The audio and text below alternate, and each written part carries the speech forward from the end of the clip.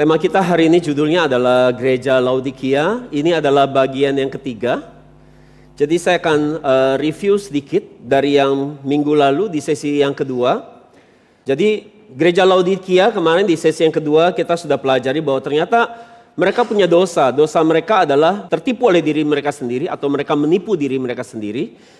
Dengan berpikir bahwa kalau mereka kaya secara materi, maka itu artinya mereka secara iman mereka juga kaya. Secara iman mereka berkenan di mata Tuhan.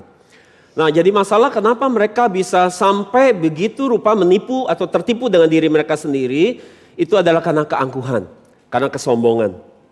Jadi saudara, mereka pikir mereka kaya, itu menandakan bahwa mereka punya iman yang baik, ya. Mereka mengukur bahwa ini mungkin jadi pikiran di banyak orang bahwa diberkati secara materi itu artinya kita punya iman yang berkenan di mata Tuhan. Tetapi sebaliknya Yesus tidak mengatakan mereka kaya, justru Yesus mengatakan hal yang sebaliknya. Yesus mengatakan bahwa kalian ini bukannya kaya, kalian justru ini miskin, ya. Dan bukan hanya miskin, jadi Yesus memberikan 5 diagnosa tentang kondisi mereka. Yesus katakan bahwa mereka ini celaka, ya. Menyedihkan sekali, miskin, buta, dan bukan hanya itu, dan telanjang. Dan kemudian Yesus kasih resep, kasih obat sama mereka supaya mereka bisa sembuh, ya. Dan resep yang Yesus berikan kepada mereka adalah yang pertama untuk mengobati miskinnya mereka. Yesus suruh mereka apa? Yesus suruh mereka supaya jadi kaya. Yesus suruh mereka membeli emas yang telah dimurnikan dari api. Apa ini? Ini adalah gambaran iman yang tahan uji. Jadi iman yang ketika diuji nggak jatuh atau nggak pun tidak jatuh dalam dosa, yang bisa bertahan sampai akhir. Yang kedua, untuk mengobati telanjangnya mereka, Yesus suruh mereka apa? Yesus suruh mereka memakai pakaian putih. Nah, pakaian putih ini dapatnya dari mana? Pakaian putih ini didapat dari apa? Kita harus cuci pakaian ini supaya bisa jadi putih, harus dicuci dengan darah Yesus. Itu sesuai dengan Wahyu 7:14-15. Dan telanjang ini menggambarkan tentang mereka memiliki aib dosa. Jadi hanya dengan dicuci darah Yesus pakaian kita bisa jadi putih. Maksudnya apa? Apa arti darah Yesus? Darah Yesus itu artinya firman Allah. Dan firman Allah seperti apa yang bisa cuci dosa kita? Itu adalah haruslah firman yang murni. Saudara sering dengar di sini kata firman yang murni. Firman yang murni ini seperti apa? Firman yang murni seperti roti. Roti yang tidak beragi. Roti kalau beragi dia apa? Lembut, betul? Kalau dia tidak ada ragi, rotinya apa? Keras, ya. Roti yang keras, makanan keras Paulus katakan. Nah, ciri-ciri roti yang tidak beragi atau firman yang murni, dia harus bebas dari apa? Dia harus bebas dari ragi Herodes di Markus 8:15. Dan dia harus bebas dari ragi Farisi di Lukas 12 ayat 1. Dan yang kedua, ciri firman yang murni dia harus tajam. Bagai pedang bermata dua. Untuk bisa korek siapa diri kita. Korek motivasi hati kita, korek dosa kita. Maka itu di Ibrani 4 ayat 12. Harus firman yang tajam seperti itu baru bisa kasih lihat siapa diri kita sesungguhnya. Dan yang ketiga untuk mengobati buta rohani mereka, Yesus suruh mereka pakai salep. Salep mata. Mereka boleh bikin salep mata yang bagus ngobatin banyak orang. Tapi mereka gak punya salep mata yang bagus buat mengobati mata kebutaan rohani mereka. Nah, apa itu salep rohani yang Yesus suruh mereka oles di mata rohani mereka? Itu adalah, salep mata itu adalah gambaran firman Tuhan atau Alkitab. Jadi mereka adalah orang yang buta terhadap hal-hal rohani. Mereka tidak bisa menghargai hal-hal rohani. Mereka tidak bisa menghargai Alkitab. Mereka tidak peduli sama Alkitab. Itu sebabnya untuk mereka bisa yang namanya dibuka mata rohani mereka. Itu hanya lewat firman Tuhan. Dan sekarang kita lihat. Kita akan lanjutkan. Meskipun gereja Laodikia kondisi rohani begitu parah. Suam-suam kuku. Tetapi Yesus di dalam kasihnya. Yesus memberikan solusi. Asal mereka bertobat dari kesombongan mereka, keangkuhan mereka, dan dari buta akan melihat diri mereka yang salah, Yesus berkata bahwa kalau mereka mau melakukan 3 nasihat ini, Yesus akan tetap mengasihi mereka dan akan menerima mereka. Nah, sekarang kita akan lihat 3 nasihat Yesus buat mereka. Jadi kita akan menggali hanya 1 ayat ini. Wahyu 3 ayat 19, terjemahan NASB yang sudah saya terjemahkan. Kita baca sama-sama, 2, 3. Barang siapa aku kasih, ia aku tegur. Dan kok aku baca sendiri ya? Oke, 2, 3. Barang siapa aku kasihi, ia aku tegur dan ku hajar. Sebab itu bersemangatlah atau bersungguh-sungguhlah dan bertobatlah. Nah, kita akan gali secara dalam firman ini. Yang pertama dikatakan barang siapa ku kasihi. Kata kasih, ku kasih di sini dalam bahasa Yunani adalah phileo. Phileo adalah gambaran kasih persahabatan. Jadi saudara bisa bayangkan Tuhan pencipta alam semesta ini, dia mau bersahabat dengan kita. Dia mau membangun kasih mesra persahabatan dengan kita. Dia mau dekat dengan kita. Tetapi saudara, kita gak bisa langsung jadi sahabat Allah, tapi lewati 3 nasihat ini, 3 step ini. Kita harus lewatin 3 step ini dulu, baru kita bisa jadi sahabatnya Allah. Kalau begitu apa 3 nasihat ini yang Yesus beri supaya kita bisa jadi sahabatnya Allah? Yang pertama, perhatikan baik-baik. Yang pertama, Yesus akan menegur dan mendisiplin kita. Apa? Yesus akan apa? Menegur dan mendisiplin kita. Kalau kita lihat di Wahyu 3:19 dikatakan kutegur dan kuhajar. Ya, kutegur dan kuhajar. Kutegur di sini dalam bahasa Yunani adalah eleko. Apa itu eleko? Eleko artinya menghardik, ya, menegur, kena omel, dimarahin, dijewer. Dan tujuan ditegur adalah untuk apa? Menyingkapkan, reveal dosa itu, menyingkapkan dosa dan kesalahan. Itu tujuan ditegur. Dan kuhajar dalam bahasa Yunani adalah apa? Paideia. Paideia artinya apa? Dihajar, didisiplin, dikoreksi. Jadi saudara, paideia itu memiliki tingkatan yang lebih tinggi daripada eleko. Kenapa? Karena paideia ini adalah bentuk sebuah pukulan atau hukuman atau hajaran dari Tuhan supaya orang ini bisa tersadar, ya kan? Dari kesalahannya. Tujuannya apa? Untuk mengoreksi sebelum terlambat.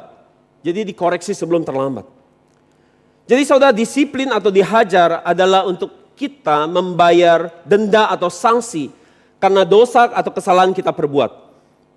Ini adalah harga yang harus dibayar akibat melanggar firman Tuhan, melanggar hukum Tuhan. Maka disiplin pasti disertai dengan pukulan, hukuman.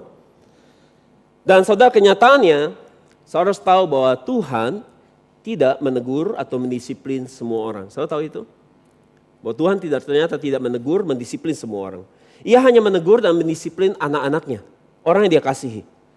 Sesuai dengan Wahyu 3:19 tadi kita baca, barang siapa ku kasihi. Jadi hanya yang dikasihi, hanya yang anak ditegur. Kalau saya lihat di Ibrani 12 ayat 6 dikatakan gini, sebab Tuhan menghajar orang yang dikasihinya dan mencambuk orang yang diterimanya sebagai siapa? Anak. Jadi Tuhan hanya menghajar anaknya. Jadi saudara, kalau saya lihat di sini, saya perhatikan baik-baik Wahyu 3:19 yang masih ada di depan saudara.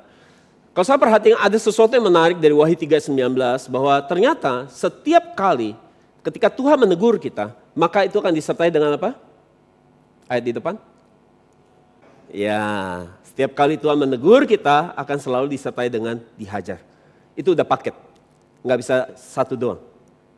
Contohnya di mana? Kita lihat ayat yang lain. Ibrani 12 ayat 5. Kita lihat, oke? Terjemah NSB lagi. Dan kamu telah melupakan nasihat yang ditujukan kepadamu sebagai siapa? Lihat, anak-anak. Hai anakku, jangan engkau menganggap enteng didikan. Didikan di sini dalam bahasa Yunani paideia. Itu disiplin, dihajar. Tuhan, dan janganlah kamu menjadi lemah ketika kamu dihukumnya. Dihukum di sini dalam bahasa Yunani ada eleko. Ditegur, diomelin, dijewer. Jadi setiap kali dijewer pasti dipukul, dihajar, dipukul pakai tongkat. Selalu ini jadi sebuah paket. Jadi saudara, bukan karena Tuhan jahat, tapi Tuhan mau menyingkapkan dosa kita untuk mengoreksi jalan hidup kita supaya kita jalannya jangan salah.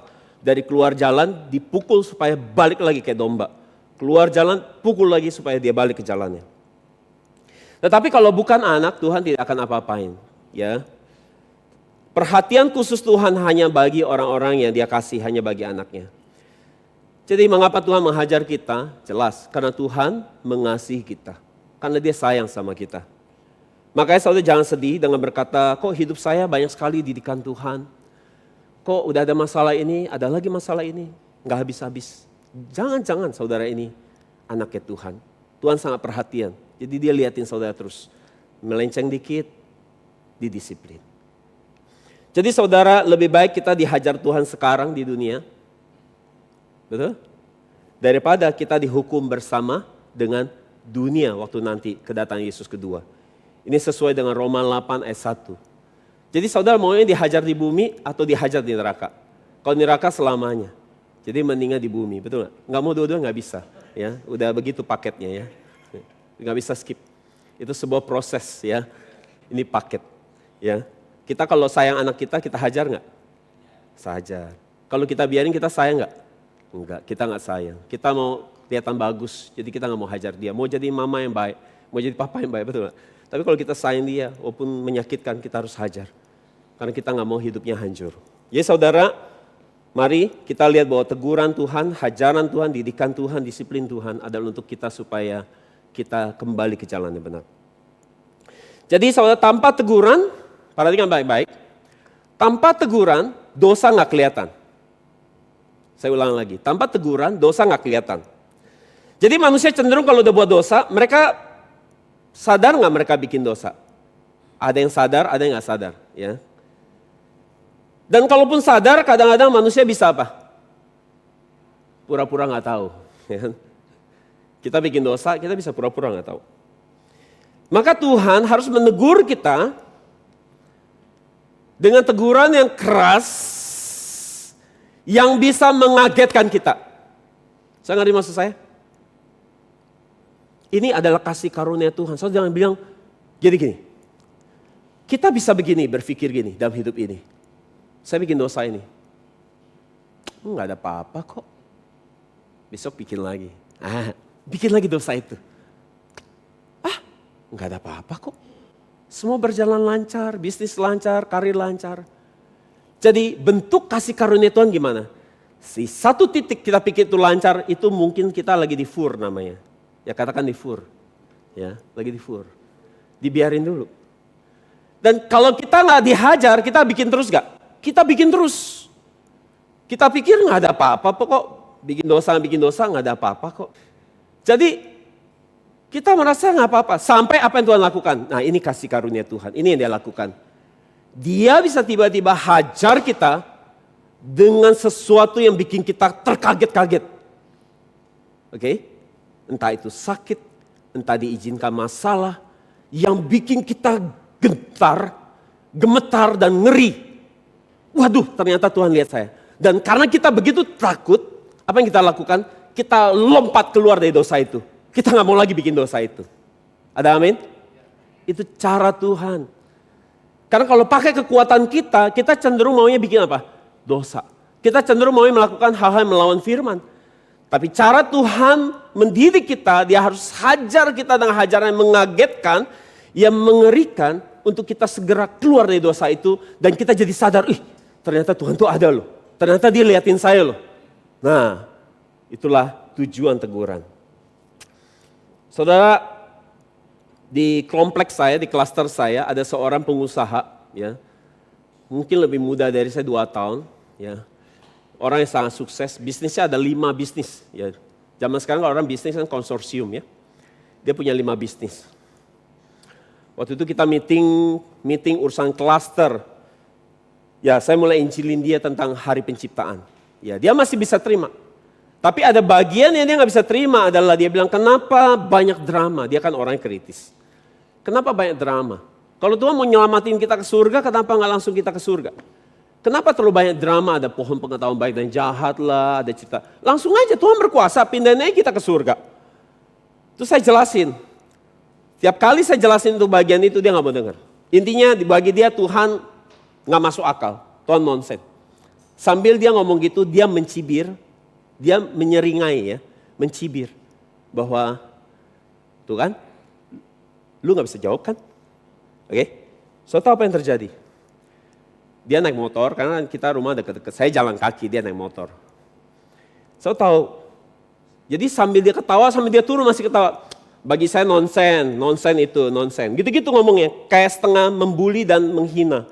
Nonsen, bagi saya itu nonsen, Tuhan begitu cara pikir nonsen. Sampai ketawa-tawa turun dari tangga kan kita. Meetingnya di lantai 2. Saudara tahu apa yang terjadi? Waktu dia nyalain motornya, dia gas. Motornya tiba-tiba, saya tahu, dia diseret 5 meter. Jatuh, puah. Saya kan jalan dulu kaget, saya tolongin. Kenapa Pak? Kenapa Pak? Saya bilang saya tolongin. Saya tahu dia responnya bilang apa? Enggak, salah saya. Nah itu namanya orang cerdas rohani.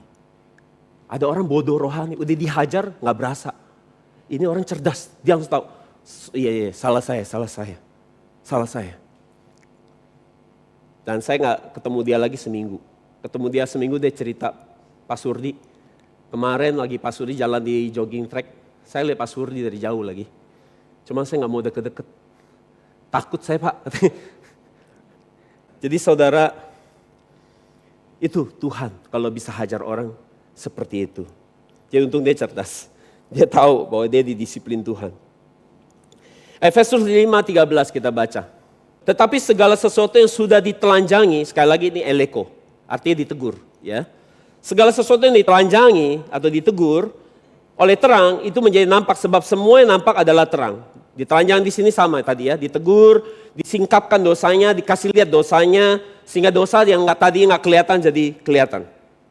Saudara kebayang nggak sekarang kalau misalnya saudara lagi di tempat yang gelap, di dapur yang gelap sekali, saudara nggak bisa lihat apa-apa. Tapi waktu lampu dinyalakan, ya, saudara akan lihat ternyata kecoa lari di mana-mana. Ketika terang dinyalakan, saudara bisa lihat ada kecoa. Jadi saudara, bagaimana supaya hidup kita bisa diterangi? Hidup kita yang gelap ini bisa diterangi. Amsal 6:23 katakan, kita baca sama-sama, 2-3. Karena perintah itu pelita dan ajaran itu cahaya dan teguran yang mendidik itu jalan kehidupan. Jadi pelita adalah apa?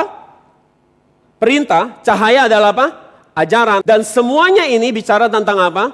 Bicara tentang firman Tuhan, bicara tentang Alkitab.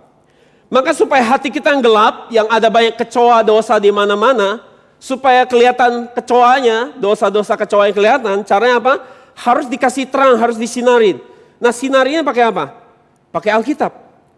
Jadi orang yang belajar Alkitab lah yang tahu bahwa di dalam dirinya ada kecoa, ada dosa. Tapi kalau dia nggak belajar Alkitab, dia bikin dosa, dia berasa nggak? Dia nggak berasa.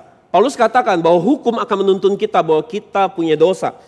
Jadi ketika kita disinari hati kita dengan terang firman Tuhan, kita bisa lihat ada dosa. Kalau enggak, kita nggak belajar, kita bikin dosa, kita fine aja. Padahal kecoanya sudah bertelur, bersarang, udah di mana-mana di hati kita, kita nggak berasa. Kita berasa diri seperti orang Laodikia. Kita akan berasa diri kita bagus-bagus aja. Kaya, kalau saya nggak kaya itu tanda iman saya bagus kok. Kalau nggak saya kaya dari mana? Karena saya punya iman yang bagus, makanya saya kaya. Seperti itu kondisinya. Jadi saudara, orang yang belajar firman akan menerima namanya teguran dan disiplin. Orang yang menerima firman, mereka akan menemukan ketika dosa yang ditelanjangi dikasih lihat, dia menyadari, oh ternyata saya bermasalah soal ini. Oh ternyata saya ada masalah dengan ini. Waktu kita hidup dalam dosa, kita ada di dalam gelap. Dan dosa tidak kelihatan. Jadi waktu kita bikin dosa, kita asik-asik saja. Waktu kita melakukan dosa, kita nggak merasa ada beban. Tapi waktu kita belajar terima firman, ketika cahaya terang itu masuk hati kita, maka dosa yang tidak nampak atau tidak kelihatan sekarang jadi kelihatan. Mazmur 119 ayat 105 katakan apa? Ini firman suka kita nyanyikan. Firmanmu itu apa? Pelita bagi kakiku dan terang bagi jalanku. Jadi saudara, kita harus jadi orang yang selalu dekat sama Alkitab. Di hari Minggu ada ibadah, kita harus jadi orang yang selalu hadir buat dengar firman. Kita harus jadi orang yang terus menyelidiki firman. Kita harus jadi orang yang terus baca firman, baca Alkitab. Tujuannya apa? Supaya kita bisa jadi orang-orang yang menyadari dosa kita. Dan waktu Tuhan tegur kita, hajar kita, kita mengerti bahwa ini ada teguran atau didikan Tuhan. Dan kita bisa segera keluar dari lubang dosa kita. Jadi saudara, asal kita terus dekat pada firman. Firman akan terus diproklamasikan kepada diri kita. Kalau kita mau keluar dari dosa kita sendiri, dosa enak gak? Hah? Enak gak? Jujur. Enak kan? Saking enak makanya banyak yang gak mau keluar kan? Ya kan? Enak kan? Asik kan? Tapi kita gak punya kekuatan buat keluar. Itu sebabnya kita caranya cuma satu, dekat terus sama firman. Jangan pernah miss, jangan pernah terhilang dari firman satu detik pun. Supaya firman itu terus diproklamasikan sama kita. Karena saya harus tahu bahwa firman itu siapa? Yohanes 1 ayat 1 katakan bahwa firman itu siapa? Firman itu adalah Allah. Jadi orang yang baca Alkitab sedang bertemu siapa? Bertemu dengan Allah. Jadi saudara harus tahu bahwa firman itu ada nyawanya. Di dalam firman ada nyawanya. Jadi ada daya geraknya Tuhan. Ada kekuatannya Tuhan. Saudara nggak bisa keluar dari dosa. Nggak bisa. Harus pekerjaan firman yang ada kuasanya itu pribadi Allah sendiri bekerja dalam diri saudara. Dia hantam saudara pakai masalah, saudara kapok, saudara tobat, terus dia kasih pengertian, saudara bisa geser. dari hidup yang di dalam dosa, keluar dari kehidupan berdosa. Jadi saudara, kadang-kadang orang, saudara, mereka melakukan dosa, bisa jadikan mereka bukan umat pilihan. Tapi kadang-kadang orang melakukan dosa karena mereka nggak ngerti. Tapi kalau dia udah ngerti, pengertiannya sudah digeser sesuai dengan pengertian Tuhan. Kadang-kadang lepas dari dosa itu hanya shift aja gitu, geser aja. Seperti itu. Itu sebabnya saudara, sebelum Yesus datang kedua kali, sampai kita nerima tubuh ubah, rapture, kita jangan pernah satu detik pun terpisah dari firman. Amin. Amin. Dan hanya mereka yang ditegur Tuhan dapat menjadi kudus. Katakan, hanya mereka yang ditegur Tuhan dapat menjadi kudus. Tuhan menegur orang yang Ia kasihi supaya hidupnya jadi kudus. Sesuai dengan Ibrani 12:10 kita baca. Sebab jika ayah kita yang ada di dunia menghajar kita untuk waktu yang singkat berdasarkan cara yang mereka anggap paling baik, Bapa yang ada di surga menghajar kita demi kebaikan kita sendiri. Sehingga apa dikatakan? Kita memperoleh apa? Bagian dalam kekudusannya. Bagian dalam kekudusannya. Jadi Tuhan menghajar kita, mendisiplin kita supaya kita memperoleh bagian di dalam kekudusan Tuhan. Dan teguran Allah ini adalah untuk membuat kita jauh daripada dosa. Supaya ketika kita ditegur Tuhan, kita bisa kembali ke dalam hidup yang kudus. Kalau kita lihat di Ayub 20 ayat 3, kita baca sama-sama. Ayub 20 ayat 3. Aku mendengar teguran yang menghinaku. Sekali lagi. Aku mendengar teguran yang menghinaku. Dan roh pengertian mendorongku untuk menjawab. Apa maksudnya? Ayub katakan gini, bahwa teguran Tuhan itu telah menghina dirinya. Sehingga Ayub menerima pengertian yang lebih baik. Dan dia keluar dari dosanya. Jadi kekudusan sangat diperlukan di akhir zaman. Mengapa? Karena tanpa hidup yang kudus, kita tidak dapat melihat dan menyambut kedatangan Yesus yang kedua. Itu sebabnya Tuhan harus menegur kita, untuk mendisiplin kita. Ibrani 12:14 katakan, kejarlah perdamaian dengan semua orang dan kejarlah kekudusan, sebab tanpa kekudusan, tidak seorang pun dapat melihat Tuhan. Jadi saudara, kalau kita ditegur, kita dikritik, kita suka gak? Suka? Nggak suka ya. Demikian pula waktu Tuhan tegur kita pasti menyakitkan dan menyedihkan. Akan tetapi tujuannya adalah untuk apa? Memperlihatkan bahwa ada dosa. Supaya kita kembali bisa hidup kudus dan memperoleh namanya buah kebenaran yang damai. Sesuai dengan Ibrani 12 ayat 11 kita baca. Dan setiap didikan memang seperti yang tidak mendatangkan sukacita melainkan apa? Duka cita. Namun kemudian dia akan menghasilkan apa? Buah kebenaran yang damai kepada mereka yang dilatihnya. Jadi ketika kita ditegur, kita harus bersyukur kepada Tuhan. Jadi bagi mereka yang didisiplin, Tuhan akan kasih 2 berkat. Berapa berkat? 2 berkat. Bagi mereka yang didisiplin, Tuhan kasih 2 berkat. Apa 2 berkat itu? Yaitu Tuhan akan mencurahkan roh kudusnya. Dan yang kedua, Tuhan akan memberikan pengertian akan firman Tuhan. Kalau kita lihat di Amsal 1:23, ini ayat referensinya. Kita baca sama-sama. 2:3. Palingkanlah dirimu kepada teguranku. Perhatikan, teguranku. Lihatlah aku hendak apa? Mencurahkan rohku kepadamu dan memberitahukan semua perkataanku kepadamu. Jadi jika kita ditegur Tuhan, maka kita gak boleh kecewa, kita gak boleh marah. Kita harus sadarkan dosa kita, maka kita akan terima 2 berkat ini. Kita akan terima pencurahan Roh Kudus dan kita akan terima namanya pengertian akan firman Tuhan. Tuhan akan memberitahukan semua perkataannya kepada kita. Dia akan memberitahukan rahasia daripada Alkitab kepada kita. Jadi ketika Tuhan menegur kita, kita harus punya hati yang rendah hati. Baru kita akan menerima pencurahan Roh Kudus dan mengerti firman Tuhan. Ketika kita keluar dari proses disiplin itu, kita bisa jadi orang-orang yang lebih mengerti Tuhan lebih dalam.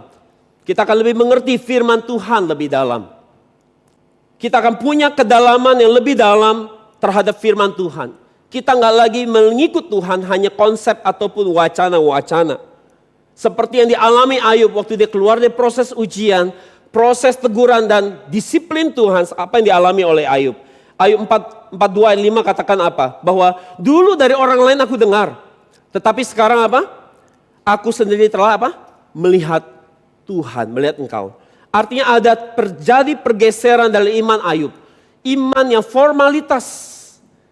Ya orang kadang-kadang bisa ngomong haleluya. Haleluya dari hati atau haleluya hanya autoplay namanya, kebiasaan. Saya ngerti maksud saya? nggak ada urapan di situ. Soalnya bisa ngomong sesuatu, melakukan sesuatu yang berkata-kata yang baik, tapi itu tidak datang dari hati yang mengalami, itu namanya formalitas. Jadi Ayub setelah diproses Tuhan, dia bergeser. Dari iman yang formalitas bergeser menjadi iman yang mengalami Tuhan secara langsung, secara pribadi. Yang kedua, nasihat yang kedua yang Yesus beri supaya kita menjadi nasihat sahabatnya Allah adalah apa? Untuk bersemangat atau bersungguh-sungguh.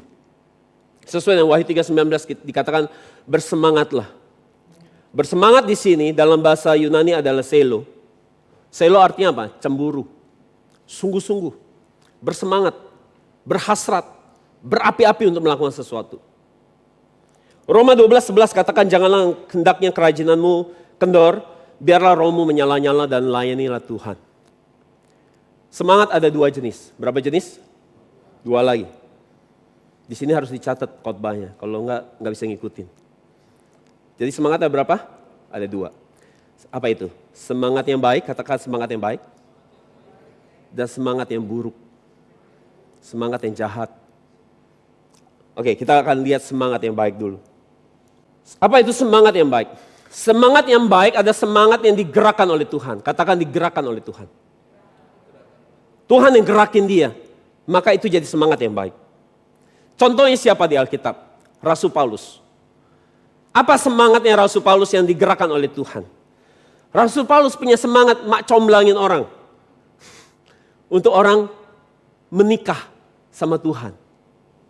Jadi dia punya beban kerinduan yang digerakkan oleh Tuhan untuk mempersiapkan orang percaya bisa menjalani hidup yang suci sehingga bisa dijodohkan dengan Yesus yang adalah mempelai laki-laki. Sesuai dengan 2 Korintus 11 ayat 2 dikatakan, sebab aku merasa cemburu kepada kamu dengan kecemburuan ilahi. Ya, cemburu di sini adalah selo. Karena aku sudah menunangkan kamu dengan satu suami, yaitu mempersembahkanmu sebagai perawan yang suci kepada Kristus. Jadi di dalam diri Rasul Paulus ada semangat yang digerakkan oleh Tuhan. Untuk membawa orang-orang kudus bisa menjadi mempelai Kristus. Bisa menjalani hidup yang kudus. Jadi dia ini mak comblang rohani. Rasul Paulus punya semangat jadi mak comblang rohani untuk ngawinin orang sama Yesus. Cesawin orang.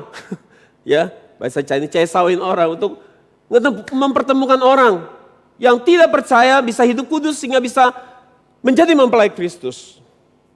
Jadi ayat ini ditulis kepada gereja Korintus. Gereja Korintus apa yang terjadi dengan mereka? Mereka telah jatuh dalam dosa amoral, dosa perzinahan dan dosa penyembahan berhala. Pada karunia-karunia di situ hebat ya. Tapi gereja Korintus mereka jatuh dalam dosa penyembah berhala dan imoralitas.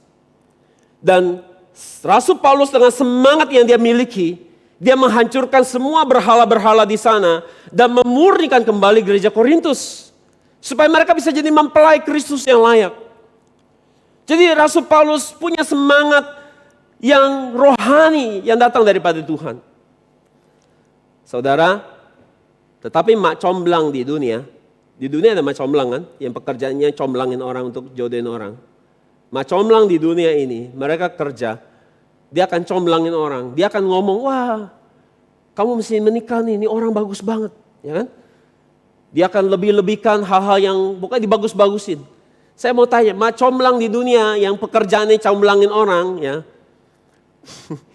apa tujuan mereka? Apa tujuan mereka? Saudara mungkin gak kebayang ini ya. Saudara kalau dulu ya, zaman dulu ya, 30-40 tahun yang lalu. Di kota Singkawang ya, yang orang di Kalimantan Barat tahu. Itu suka dicomblangin supaya dikawinin sama lelaki-lelaki dari Taiwan. Supaya ngerubah ekonomi. Ya. Nah nanti kalau yang berhasil udah kawin, nanti dapat fee. Jadi saudara, mak comblang di dunia, mereka gak peduli. Itu orang setelah nikah akan cerai atau enggak, dia gak mau tahu. Yang penting dia pokoknya gimana segera cepat kawin, dapat fee, dapat duit. Jadi orang ini juga punya semangat. Semangatnya untuk apa?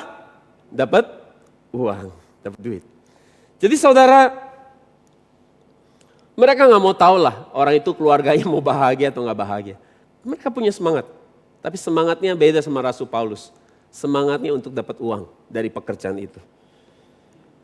Contoh orang kedua yang punya semangat yang sama seperti Rasul Paulus ada Pinehas. Siapa Pinehas? Pinehas adalah cucu dari Harun, imam besar yang pertama di padang gurun.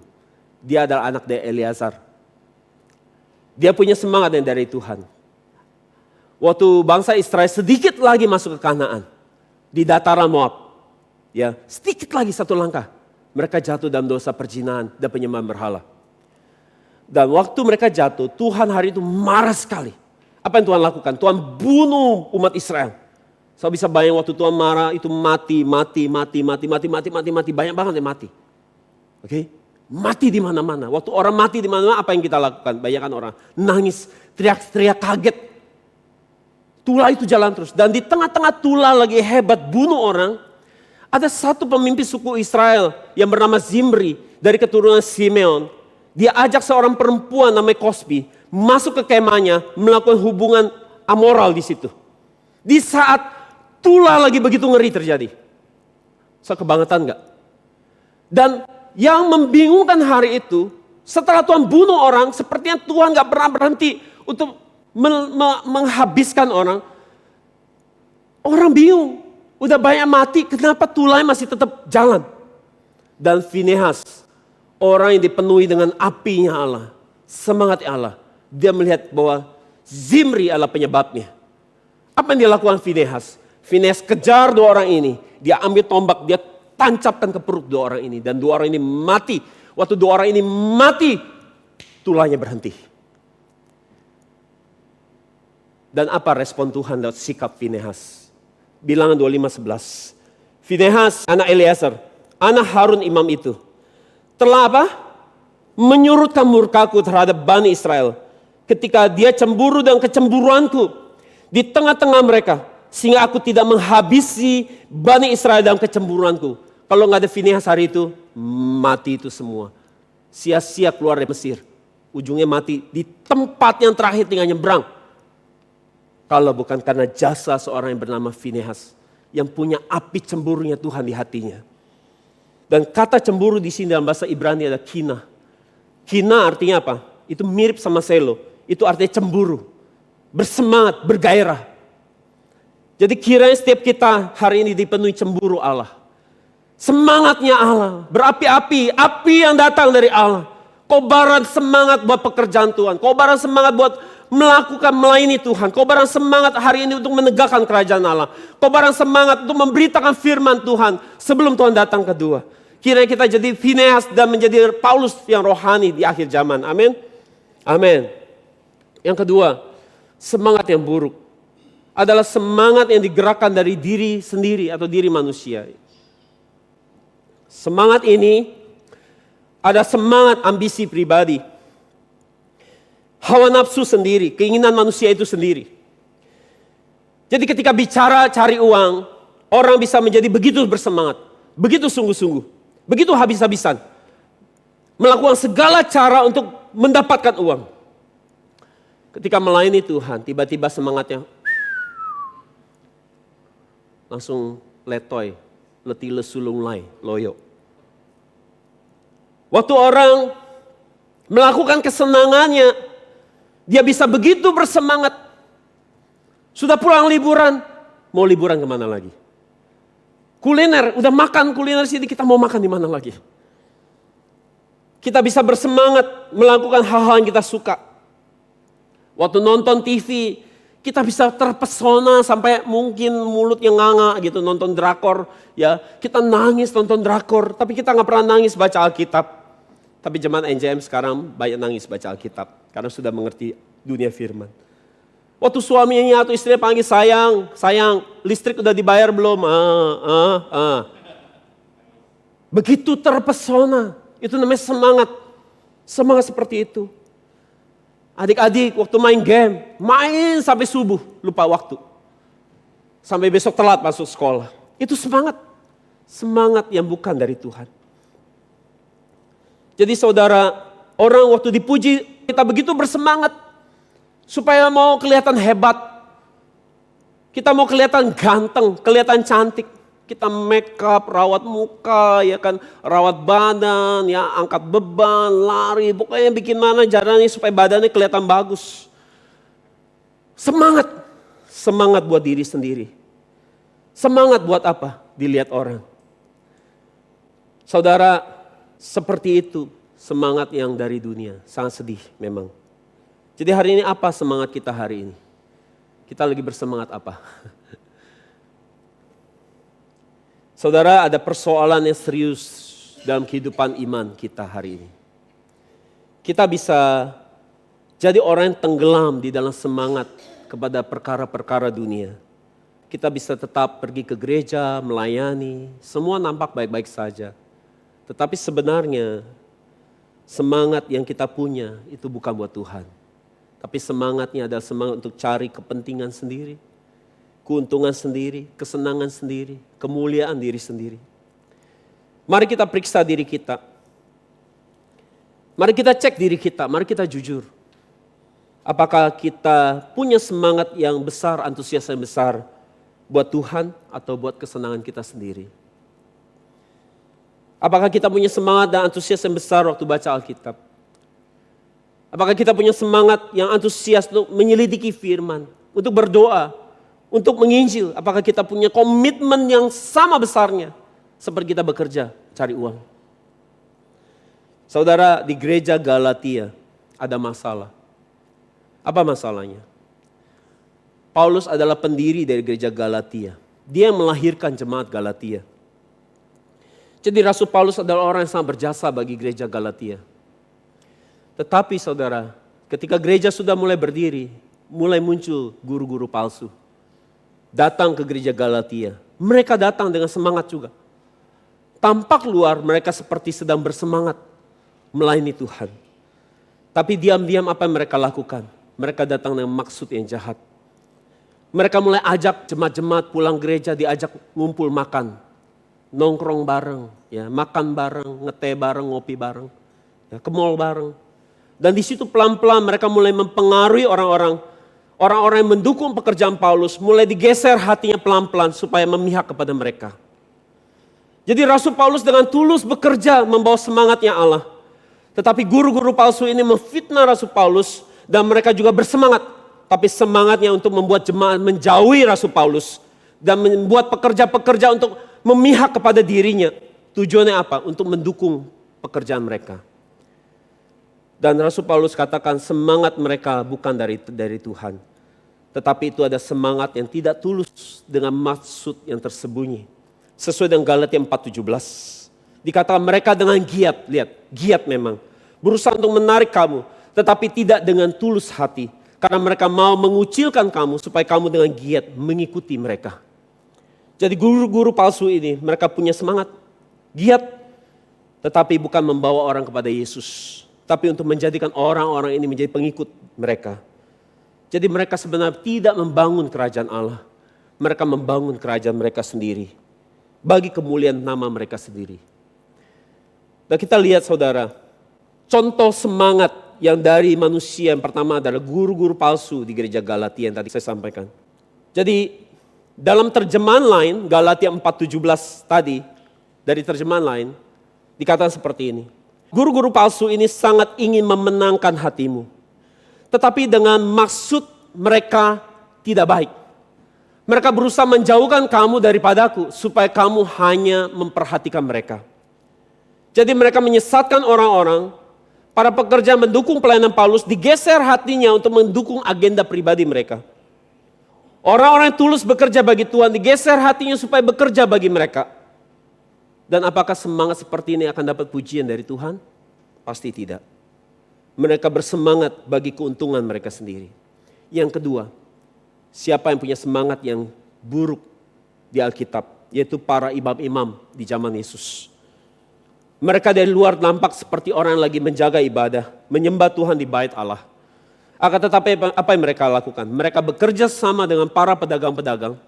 Jadi mereka bilang gini, bahwa binatang yang dibawa sebagai korban, yang dibawa dari luar itu banyak cacatnya. Nggak layak jadi korban. Jadi gimana caranya? Mereka menyediakan binatang-binatang yang sudah dijamin kosher, halal, untuk dikorbankan tanpa cacat celah. Beli aja sama kita. Dan mereka naikin harganya mahal. Jadi di balik pedagang-pedagang ini siapa yang backing mereka? Kenapa pedagang ini berani jualan? Karena di backing sama imam-imam.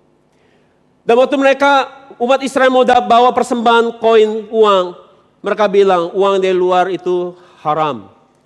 Yang halal itu harus ditukar dengan koinnya kita. Dan mereka naikin kursnya lebih tinggi daripada umumnya. Dan imam-imam nampak luar mereka seperti sangat beribadah, sangat menjaga menyembah Tuhan. Tetapi apa semangat di balik itu? Uang, penghormatan manusia. Itu sebabnya Yesus menjungkir balikan bisnis di bait Allah di Yohanes 2, 13, 17. Referensi lain Matius 21, 12, 13. Dan kemudian di Yohanes 2, 17 dikatakan bahwa apa? Dan para muridnya teringat waktu Yesus melakukan itu bahwa apa? Kecemburuan akan rumahmu telah melahap aku. Yesus dipenuhi kecemburuan ilahi. Kecemburuan dari Allah. Begitu melihat bahwa tempat bait Allah yang kudus dijadikan sarang penyamun. Saudara, saya sangat sedih. Selama saya melayani 25 tahun lebih sebagai gembala. Ada hal yang saya lihat yang menjadi prihatin buat saya. Semoga saya percaya mungkin di sini tidak ada. Yang menjadi prihatin saya adalah mengapa orang Kristen ketika bekerja buat bosnya yang hanya bisa kasih uang, tapi gak bisa kasih nyawanya.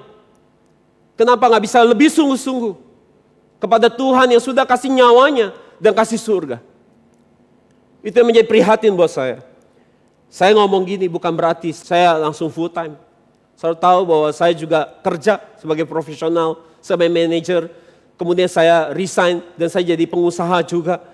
Saya juga melakukan dua dunia itu, saya tahu bagaimana susahnya. Tapi saya selalu berusaha melakukan yang terbaik dengan apapun yang saya lakukan. Apakah itu di bisnis saya atau di pekerjaan saya, ataupun di pelayanan. Bahkan saya selalu challenge diri saya, kalau Tuhan udah kasih surga, udah kasih nyawa sama saya. Ini kan respon saya kalau saya melakukan sebuah pekerjaan ngasal seperti ini. Seperti ini balasannya. Mulut saya ngomong saya mengasihi Tuhan, tapi ketika kerja, saya kerja buat dia asal-asalan. Kenapa saya lebih komit sama bos saya di kantor daripada komit sama Tuhan yang kasih nyawanya buat saya? Dan ini menjadi keprihatinan saya. Jadi saudara, waktu orang nyanyi di depan orang banyak, nyanyi bagi dunia, orang begitu semangat. Tapi ketika nyanyi di gereja yang jemaatnya sedikit, nyanyi kayak mau dipotong lehernya. Nggak ada selera. Kenapa? Apakah kita nggak bisa lihat Tuhan? Ketika kita mau pergi ke mall, kita antusias sekali. Tapi ketika mau pergi ke gereja, kita sepertinya berat sekali mau pergi ke gereja. Ketika kita melakukan hobi kita begitu bersemangat. Kita komitmen begitu luar biasa. Tapi buat belajar Alkitab, kita nggak ada selera sedikit pun. Jadi saudara, itu sebabnya, karena kondisi kerohanian seperti ini, Yesus memberikan nasihat yang ketiga, yaitu bertobatlah, bertobatlah. Sesuai Wahyu 3:19. Bertobatlah. Bertobat di sini dalam bahasa Yunani ada metanoeo. Metanoeo, saudara, itu artinya bertobat, mengubah pikiran dan hati, berpikir secara berbeda. Bertobat ada dua. Ada dua cara bertobat. Berapa? Dua. Yang pertama, bertobat artinya memperbaiki diri. Katakan memperbaiki diri. Orang pikir bertobat kalau sudah bilang, aduh aku menyesal. Aduh aku menyesal sekali. Aku jatuh lagi, aku bodoh sekali, aku gagal lagi, aku fail lagi. Tetapi saudara, bertobat bukanlah hanya kata-kata penyesalan, tetapi ada sebuah tindakan yang aktif untuk memperbaiki diri. Jadi meski kita bilang menyesal 100 kali, tetapi kita gak pernah memperbaiki diri kita, itu bukan pertobatan. Itu baru namanya menyesal secara emosi, secara emosional. Karena harus ada perubahan dalam tindakan, harus ada perubahan dalam tindakan kita 180 derajat. Untuk tidak lagi melakukan dosa itu, untuk memperbaiki diri kita. Dan kalau kita hanya menyesal sekarang, seminggu lagi kita buat lagi. Kisah Rasul 3:19 katakan, oleh karena itu bertobatlah dan berbaliklah agar dosa-dosamu dihapuskan. Sehingga saat penyegaran dapat datang dari hadirat Allah. Jadi kalau asal kita bertobat 180 derajat saudara, dosa kita dihapuskan, maka ada masa di mana penyegaran dari Allah akan datang buat hidup kita. Gereja Laodikia mereka imannya suam-suam kuku, gak panas, gak dingin. Orang seperti itu lebih baik gak usah ke gereja. Karena seperti ini imannya, tidak akan dapat berkat apa-apa. Menyembah asal-asalan, baca firman juga males-malesan. Gak pernah serius. Diminta melayani juga asal-asalan. Tidak ada kontribusi apapun buat pekerjaan Tuhan. Dan mereka tertipu, merasa diri mereka begitu rohani. Berpikir kami punya banyak uang, kami gak butuh apa-apa lagi. Kami sudah punya semua. Dan mereka tertipu oleh keadaan mereka. Karena kesombongan ini. Bahwa mereka akan terima pengakuan yang baik dari Tuhan. Itu sebabnya Tuhan harus hajar, harus disiplin kalau Tuhan sayang sama gereja Laodikia. Untuk mereka bertobat dan memperbaiki diri mereka. Yang kedua, bertobat artinya apa? Ganti raja lama saudara dengan raja yang baru. Apa? Ganti raja yang lama dengan apa? Raja yang baru. Siapa raja barunya? Yesus. Tanpa kita sadari di hati kita ada banyak raja-raja. Ada banyak raja-raja dalam hidup kita. Dan Yesus tidak menjadi raja. Pikiran dan pengalaman kita bisa jadi raja. Sehingga apa yang Alkitab katakan, kalau itu tidak cocok sama pikiran saya, dengan pengalaman saya, kita gak mau dengarkan. Kita lebih memilih mendengarkan pengalaman kita sendiri, pikiran kita sendiri. Meski itu melawan firman Tuhan, kita gak peduli. Ini yang saya mau pegang. Ini yang saya yakini, saya gak mau tahu masa bodoh yang lain. Siapa yang jadi raja? Pikiran kita, pengalaman kita. Yang kedua, keinginan kita bisa jadi raja buat diri kita. Asal saya kepengen sesuatu, mau itu benar gak benar, saya mesti dapat. Mau itu melanggar firman atau gak melanggar firman, saya gak mau peduli, pokoknya saya mesti dapetin itu. Maka keinginan kita adalah raja yang memerintah hati kita. Yang ketiga, kesenangan. Kesenangan bisa jadi raja. Selama saya senang, selama saya suka melakukan ini, saya gak peduli Alkitab mau bilang apa. Tidak peduli firman mau melarang ini, yang penting saya senang. Tidak peduli Tuhan senang, asal saya senang itu sudah beres. Saya akan lakukan. Orang yang jatuh dalam dosa masturbasi, pornografi, kesenangan adalah raja mereka. Orang yang jatuh dalam dosa obat-obatan, narkoba, kesenangan adalah rajanya mereka. Jadi kita bisa menjadikan kesenangan sebagai raja yang memerintah hati kita. Asal kita senang, kita akan lakukan tanpa berpikir dua kali. Pujian orang bisa jadi raja buat kita. Akhirnya kita sibuk mencari pengakuan orang daripada pengakuan Tuhan. Yang berikutnya adalah uang. Uang bisa jadi raja di hati kita. Kalau buat pekerjaan yang dapat uang, buat bisnis yang dapat uang, kita kerjain mati-matian sungguh-sungguh. Giliran pelayanan, suruh pelayanan gak ada duitnya. Kita kabur ya, kita gak mau komit. Kita gak peduli. Dan kalau uang sudah perintahkan kita untuk lakukan sesuatu, kita langsung jadi lemes. Gak berdaya. Suruh melakukan sesuatu yang melanggar firman pun kita akan rela lakukan. Kita akan submit kepada siapa yang kasih uang sama kita. Kita rela menghambakan diri dan menghambakan hati kita kepada siapa yang ngasih kita uang. Demi uang kita bisa kehilangan prinsip hidup. Tetapi kalau ada orang yang berani nyerang kita yang gak ngasih kita uang, kita galaknya minta ampun. Kita serang orang itu. Tapi mendadak kalau ketemu bos-bos, mendadak kita langsung lemes ciut kita. Kekuasaan, kalau sudah punya uang pengen punya kekuasaan. Kekuasaan bisa jadi raja, kita akan lakukan apapun supaya punya kedudukan dan kekuasaan. Meski harus korbanin orang. Harus bunuh orang sekalipun. Untuk dapetin posisi itu, kekuasaan itu. Setelah punya uang, punya kekuasaan, yang berikut adalah keinginan terkenal. Terkenal bisa jadi raja. Sudah punya uang, punya kekuasaan, mulai ikut yayasan. Yayasan sebagai ketua yayasan di sini, ketua yayasan di situ. Buat amal di mana-mana supaya nampak orang baik, terkenal sebagai orang baik, dermawan. Saya nggak bilang semua orang di yayasan motivasi hatinya seperti itu, tapi juga ada yang seperti ini. Keinginan untuk dikenal, dihormati di mana-mana. Jadi ada apa hari ini di hati kita? Siapa yang jadi raja? Maka bertobat adalah dengan membuang raja-raja yang lama. Ganti raja yang baru itu Yesus harus jadi raja yang memerintah di hati kita. Maka pertobatan sejati itu baru tercapai. Kesimpulan. Bertobat adalah hal yang paling pertama yang harus dilakukan sebelum semuanya. Kita baca sama-sama. Bertobat adalah hal yang paling pertama yang harus dilakukan sebelum semuanya. Wahyu 3:19 ini kalau saya teliti ada keanehan. Ada keanehan di Wahyu 3:19. Perhatikan baik-baik. Tadi ada apa aja? Teguran, disiplin, bersemangat, bertobat. Betul? Teguran, disiplin. Kalau saya lihat kata teguran, disiplin, bersemangat, itu dalam bentuk tensesnya adalah berbentuk present tense, masa kini. Yang aneh, untuk kata bertobat yaitu metanoeo, itu menggunakan bentuk tensesnya adalah apa? Aorist imperatif aktif. Apa itu? Aorist imperatif aktif secara tata bahasanya. Itu adalah sebuah perintah di masa kini yang harus diselesaikan lebih dahulu di masa lampau. Harus dibereskan dulu di masa lampau. Apa maksudnya? Jadi ini secara gramatikal ini nampak sangat aneh.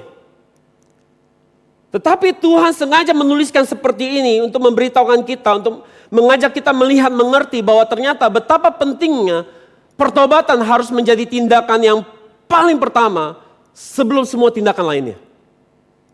Saya mengerti maksudnya. Ini memperlihatkan bahwa pertama-tama kita harus bertobat sebagai tindakan yang paling pertama. Dari tindakan lainnya sebelum ditegur, didisiplin, bersemangat, bertobat dulu. Sebelum mau jadi berkat bagi banyak orang, sebelum mau jadi berkat bagi bangsa-bangsa, bertobat dulu deh. Fix yourself, perbaiki diri dulu deh. Sengaja Tuhan tulis seperti itu. Hanya kita yang bertobat baru kita bisa menjalani hidup yang rendah hati. Menerima teguran Tuhan dengan hati yang baik. Disiplin Tuhan dengan hati yang baik. Tanpa pertobatan, teguran Tuhan, disiplin Tuhan tidak ada artinya. Nggak akan masuk ke hati kita. Karena itu mari kita bertobat dari buat kesombongan diri. Seperti jemaat Laodikia. Kita bertobat dari menipu diri sendiri, mengukur diri terlalu tinggi melebihi semestinya. Mari kita bertobat dari pandai menilai orang lain, menghakimi orang lain, tapi tidak pandai menghakimi atau menilai diri sendiri. Mari kita periksa diri kita supaya iman kita jangan suam-suam kuku seperti jemaat Laodikia. Mari kita punya api semangat yang datang dari Tuhan, bukan dari diri kita sendiri. Api semangat yang digerakkan oleh Tuhan langsung. Sehingga waktu kita pun berhasil dalam pelayanan kita tetap datang dengan hati yang rendah hati. Dan menyadari semua dari Tuhan, oleh Tuhan, untuk Tuhan. Amin. Mari kita berdoa. Kami tahu kami lemah secara manusia. Kami mudah gagal. Kami gak mengerti hal-hal rohani. Kami seringkali melakukan banyak hal di dunia ini dengan semangat buat diri kami sendiri. Buat keuntungan diri kami sendiri. Tapi lewat firman-Mu hari ini Bapa, kami belajar untuk diperbaiki kembali hati kami. Supaya kami punya semangat yang datang daripada-Mu. Sehingga setiap hari yang kami lewati, lembar hari-hari yang kami telah lalui, kami menyadari hati kami, api yang berkobar, yang menyemangati kami, motivasi kami, itu datang dari-Mu, dari Engkau. Untuk kami hari jadi orang yang dipakai untuk melakukan pekerjaan-Mu. Untuk kami jadi bagian yang menyelesaikan tugas panggilan-Mu. Setiap kita punya misi yang berbeda-beda. Tuhan taruh misi yang berbeda-beda dalam hidup saudara. Tapi maukah saudara hari ini hidup buat hanya menyelesaikan misi Tuhan ini? Dengan membuang diri saudara, membuang raja-raja di dalam hidup saudara, dan digantikan dengan satu raja, yaitu Yesus. Kalau saudara mau katakan itu, Tuhan aku mau jadikan Kau raja. Nafasku, nyawaku, talentaku, hidupku, tenagaku, hanya melakukan tugas-Mu. Saya tahu bahwa waktu Tuhan yang dipercayakan buat kita sudah tidak lama lagi. Bahwa hidup ini bukan hanya bicara diri kita, tapi bagaimana setiap kita, dari setiap misi tugas yang Tuhan taruh di hati kita, Tuhan punya maksud untuk kita bisa menyelesaikannya. Dengan potensi kita, talenta kita. Tuhan mau kita bisa menggenapi tujuan kita diciptakan. Sehingga ketika kita kembali pulang ketemu Tuhan, Tuhan bisa berkata, aku bangga, kamu sudah menyelesaikan tugasmu. Dan hari ini apakah saudara mau berkata, Tuhan, ini hidup aku. Aku mau semuanya aku persembahkan buat Engkau. Pakai aku, supaya ketika aku bertemu Engkau, tidak ada penyesalan. Aku telah menyelesaikan pertandinganku dengan baik. Aku menyelesaikan perjalanan imanku sesuai dengan apa yang Kau tuliskan. Sehingga ketika aku temu Engkau Tuhan, aku bisa tersenyum lebar dengan aku berkata, Tuhan, aku sudah selesai.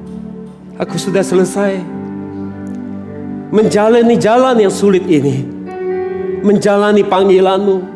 Tapi aku sudah selesai.